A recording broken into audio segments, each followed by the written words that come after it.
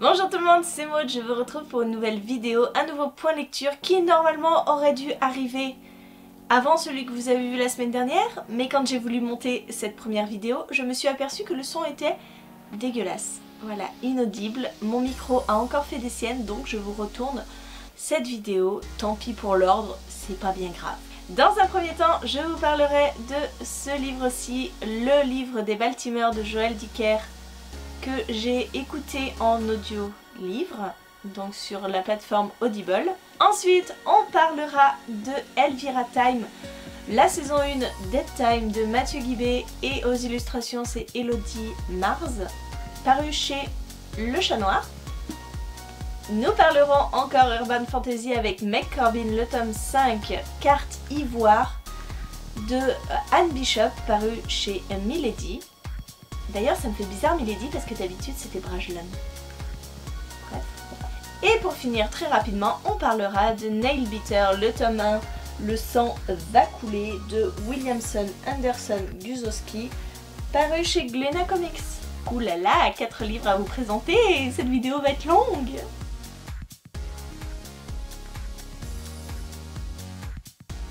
Allez, je commence tout de suite avec cet audiobook.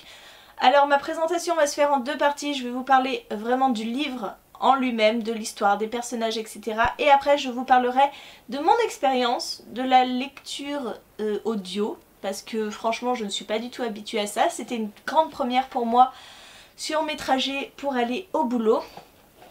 Et c'est une expérience que je reproduirai, forcément. Dans ce livre, nous allons suivre Marcus Goldman, qui était le protagoniste de La vérité sur l'affaire Harry Kéber, le premier livre de cet auteur, que j'avais lu l'année dernière en décembre il me semble, qui avait été une bonne lecture, mais je lui reprochais pas mal de choses que je n'ai pas reproché dans ce livre-ci, puisque je le trouve plus abouti, meilleur que La vérité sur l'affaire Harry Kéber. Je viens de vous le dire, j'ai préféré le livre des Baltimore par rapport à cette histoire qui semble somme toute banale, puisque nous allons suivre les souvenirs de Marcus, les souvenirs de sa famille, puisque dans cette histoire nous allons suivre les Goldman de Montclair, dont Marcus fait partie avec son père et sa mère et lui, et les Goldman de Baltimore où nous suivons oncle Saul, tante Anita, Hillel leur fils et Woody qui se greffe à cette famille d'une manière un peu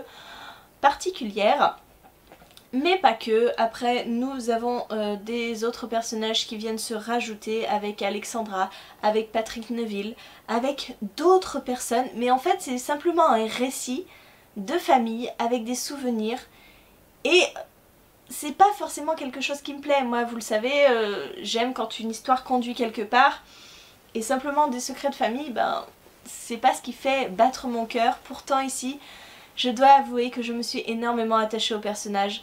Au début j'étais un petit peu agacée par Marcus, parce que Marcus se compare toujours aux Goldman de Baltimore qui sont meilleurs que lui, meilleurs que sa famille. Il voudrait être un Goldman de Baltimore, il les adule, il les adore, il les met sur un piédestal énorme, et c'est agaçant au bout d'un moment de voir que voilà, ses parents sont ses parents et qu'il n'a pas à les rabrouer parce qu'il préfère d'autres personnes qui ont réussi par rapport à eux. Bref, c'était un sentiment assez particulier.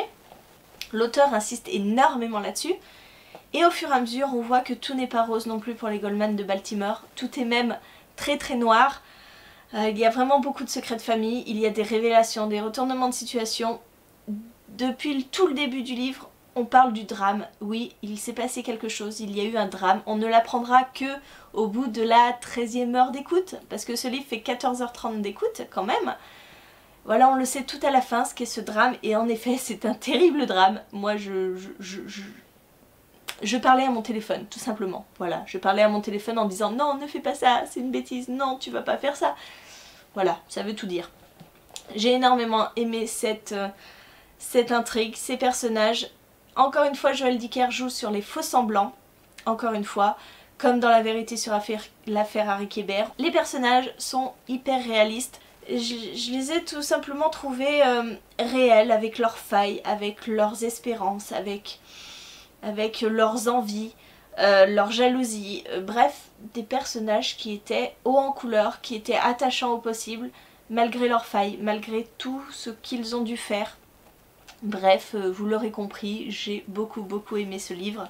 Maintenant, par rapport à mon expérience de la lecture écoutée, j'ai beaucoup aimé qui présentait ce livre. J'ai aimé ses intonations, c'était une très belle écoute. J'ai eu par contre un souci parce que je ne suis pas une lectrice à mémoire auditive. Voilà, moi j'ai l'habitude vraiment de lire, de voir les mots écrits et de me souvenir par rapport à ce que j'ai vu. Là, au niveau de l'audio, j'ai eu un petit temps d'adaptation pour me faire au fait que j'étais pas très douée en mémoire auditive. En début de chaque chapitre, on bascule soit dans les souvenirs de Marcus, soit dans le présent. Donc on fait pas mal d'allers-retours entre le passé et le présent. Et j'étais paumée. Au début j'étais paumée parce qu'en fait, en début de chapitre, on nous dit la date. Sauf que moi, avec ma mémoire de poisson, je savais plus si on était... Je laissais mon esprit divaguer et je n'étais pas concentrée dessus, donc j'avais un peu de mal, je dois bien avouer. Mais après voilà, je connaissais le mécanisme, j'ai réussi à m'adapter et c'était très agréable. J'arrivais à me constituer une petite frise chronologique dans ma tête pour me dire ah là on est à tel moment, ah là on est un peu plus loin, là. Donc voilà, je pense qu'à l'écrit ça ne m'aurait pas gêné. Là à l'audio c'était plus compliqué. Et comme je vous l'ai dit, je parlais à mon téléphone, donc quand je parle à mon téléphone je pense que c'est révélateur. C'est comme quand on parle à nos livres, qu'on leur dit de ne pas faire ça à ces personnages. C'est qu'on est attaché à eux et qu'on en veut plus et qu'on veut rester avec eux. Voilà, ça a été une très bonne écoute et je vous le conseille si vous hésitez sur un titre dans la boutique, dans la bibliothèque Audible.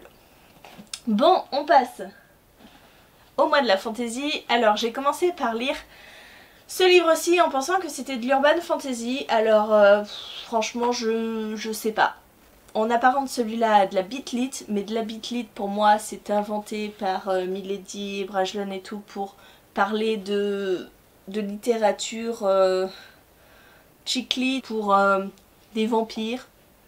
Mais bon, ça peut être apparenté je pense à de l'urban fantasy, je sais pas, franchement j'en sais rien. Ici nous allons suivre Elvira, qui est une jeune fille qui a 17 ans il me semble. À la suite de la mort de son père qui était chasseur de vampires, elle reprend l'entreprise familiale. Et il faut dire que ça lui plaît hein, de tuer du vampire. Nous sommes dans un monde où les vampires sont connus, hein, un petit peu comme dans True Blood si vous connaissez cette série. On connaît l'existence des vampires, ils vivent avec les humains, ils sont déclarés. Et ceux qui ne sont pas déclarés, eh bien Elvira les traque et les tue, tout simplement. Elle se constitue une petite collection de dents, de canines, qu'elle emportera au gouvernement à ses 21 ans pour pouvoir toucher la petite récompense. Mais bon, en attendant, voilà, elle fait un petit peu ça illégalement et elle va tuer un vampire à un moment très particulier puisqu'il est en compagnie d'une jeune fille dans son lycée, prêt à la mordre. Et Elvira va arriver, va sauver cette jeune fille, sauf qu'elle va se retrouver empêtrée avec elle parce que la jeune fille en question ne veut plus la lâcher. Veut être sa coéquipière, veut l'aider dans le crime. Bref, le boulet de base. Elle va faire aussi équipe avec un petit génie qui a 13 ans. Oui, un petit génie de l'informatique qui a 13 ans. Bref, c'était une histoire plutôt agréable, plutôt mignonne. très humoristique. Je ne peux pas vous décrire le style de Mathieu Guibé, mais c'est plein d'humour. C'est plein de réflexions à la pop culture. On est vraiment dans une ode à ce genre de téléfilm, de séries télé qu'on regardait quand on était plus jeune, donc Buffy Summers, ce genre de choses, la tueuse de vampires, voilà, Buffy contre les vampires. Donc on retrouve un petit peu cette ambiance un petit peu drôle, qui se prend pas la tête, mais avec des choses plus dures. Moi j'ai beaucoup aimé, c'était une lecture très sympa. Et voilà, le fait qu'il ait choisi des saisons, de faire saison 1, pas tome 1 ou quoi, ça renforce un petit peu ce côté cinématographique, ce côté série télé. Et en effet, ce tome peut s'apparenter à une première saison avec un gros méchant, Elvira qui se découvre des secrets sur d'autres choses. Elvira c'est particulier, elle a un meilleur ami qui est un fantôme. Non franchement c'était très sympa, c'était très drôle. très addictive, les pages se tournent toutes seules et puis il est court, hein, donc je lirai la suite avec grand plaisir. On reste dans l'urban fantasy et ça je suis sûre que ça en est, avec Meg Corbin, ce tome 5. Mais ce tome 5 et puis cette saga quoi, je l'adore. Généralement les tomes me passent entre les mains et ne font pas long feu parce que je les lis illico. Tellement j'aime Meg, tellement j'aime Simon, Sam et tous les autres de l'enclos de Lakeside. Pour rappel, nous sommes donc dans de l'urban fantasy, nous sommes dans un monde qui s'appelle Thesia. Les humains sont en quelque sorte des proies pour les maîtres des lieux. Ce sont les terras indigènes, des créatures qui prennent toutes sortes de formes. Alors ça peut aller du vampire, ça peut aller du loup qui se transforme en homme, de l'ours qui se transforme en homme, bon bref voilà, vous avez compris je pense. Meg est une prophétesse de sang, c'est-à-dire qu'elle s'entaille la peau pour avoir des prophéties. Elle va s'enfuir de l'institut où elle était détenue, elle va arriver dans l'enclos de Lakeside pour se faire protéger et elle va nouer des liens particuliers avec les terrains indigènes qui vont la protéger puisque le sang doux est sacré. Voilà, là je vous ai rapporté le simple résumé du tome 1. Dans ce tome 5, vous pouvez imaginer qu'il y a eu 4 tomes avant, donc je ne peux pas vraiment vous en parler. À la fin du tome 4, on était dans un bouleversement total. On y découvrait des créatures bien plus méchantes, bien plus badass. Et en fait, ce tome 5, c'est la bonne conséquence de la fin de ce tome 4. Meg reprend sa vie dans l'enclos comme avant. Il y a beaucoup d'interactions entre Simon, elle, Sam, les autres. Et on va voir arriver de nouveaux locataires à l'enclos, d'autres humains qui vont commencer à mettre la pagaille, surtout un en particulier. Et c'est un petit peu toute cette histoire, toutes ces interactions, tous ces petits faits qui vont faire en sorte que ça se finisse mal. Voilà.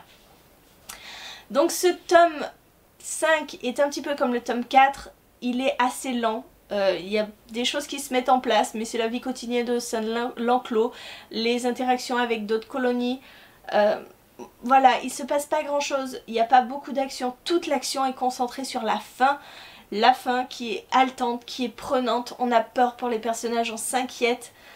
Et voilà, c'est un petit peu construit comme le tome 4, moi j'avais beaucoup aimé, j'ai beaucoup aimé celui-là, mais c'est parce que j'ai un profond attachement à Meg et aux autres. Donc voilà, je vous conseille cette saga qui est vraiment terriblement originale, terriblement addictive, et même s'il n'y a pas de l'action à toutes les pages, et ben franchement moi je prends mon pied, j'adore, et là je suis joie puisque enfin il s'est passé quelque chose que j'attendais depuis les premiers tomes. Enfin quoi, sérieux. Voilà, je ne vous en dis pas plus, mais si vous n'avez pas commencé encore Meg Corbin, je vous le conseille. Je vous conseille de découvrir cette mythologie qui est si particulière, qui est si prenante et si originale. Et si vous ne succombez pas au charme de Meg Corbin, et ben je ne sais pas. Je ne sais pas quoi vous dire d'autre. Et on termine rapidement avec ce comics Nail Beater que j'ai beaucoup aimé. Ça a été une lecture plaisante, très rapide à faire. J'aime beaucoup les planches. Je vais vous en montrer une au début. Alors c'est assez sombre, hein. Ouais, je vous montre pas les planches les plus... mais en même temps... Voilà, tout est sombre un petit peu dans ce comics. Puisqu'on va parler tueur en série, nous sommes dans une petite ville qui s'appelle Buckaroo, en Oregon, qui a donné naissance à 16 tueurs en série. Pas moins, pas plus, 16. Warren va venir rechercher son ami qui s'appelle... l'agent Carol, profiler au FBI, qui est complètement obsédé par cette ville. Il va venir le chercher parce qu'il a reçu un coup de téléphone assez bizarre de son ami en disant ça y est, je sais pourquoi, j'ai compris. Et quand il arrive à Buckaroo, eh bien son ami va avoir disparu et il va se retrouver confronté à un nouveau tueur en série. Et ce personnage là, sur la couverture, c'est Nail Beater. C'est le tueur en série qui range les ongles de ses victimes avant de les tuer. C'est complètement dégueulasse, je suis d'accord.